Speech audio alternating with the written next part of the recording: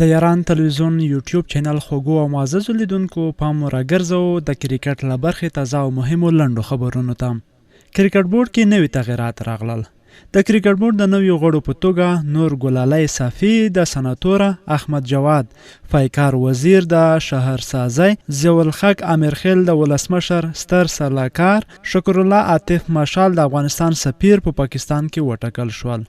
دوهم، غوروي پړاو کمیټه کې دولت احمدزی پر ځای بهرني انډیمول او مجاهد زدران وټاکل شول. دریم، نظیم جار عبدالرحیمزی د کرکټ بورډ د میډیا منیجر په توګه وټاکل شو.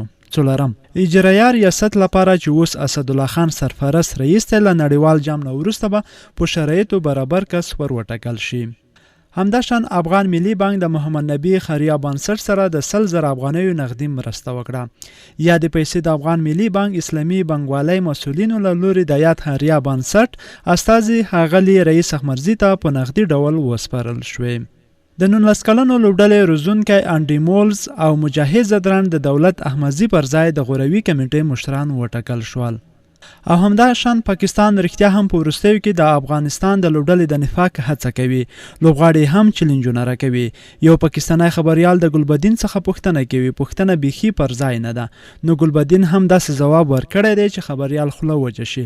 بس هغه دغه کوي. نو د مشال راتګ مې هیڅ خوښ نه شو. د پاکستان سره ښې اړیکې نه لري.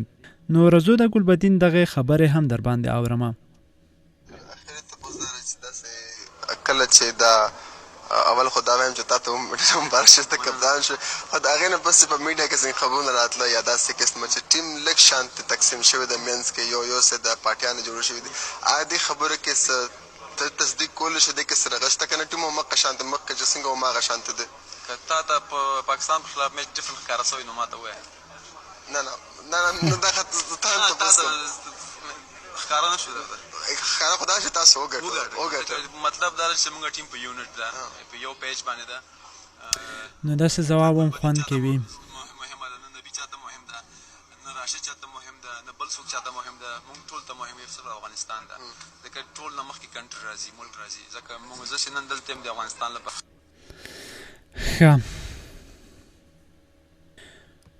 نو دا و د دې مهال لنډ او مهم سپورتي یا د کرکټ له برخې خبرونه. تر بیا ښې شېبې له یاران ټي یوټیوب چینل سره اوسئ تر څو له تازه پیښو په وخت سره خبر شئ.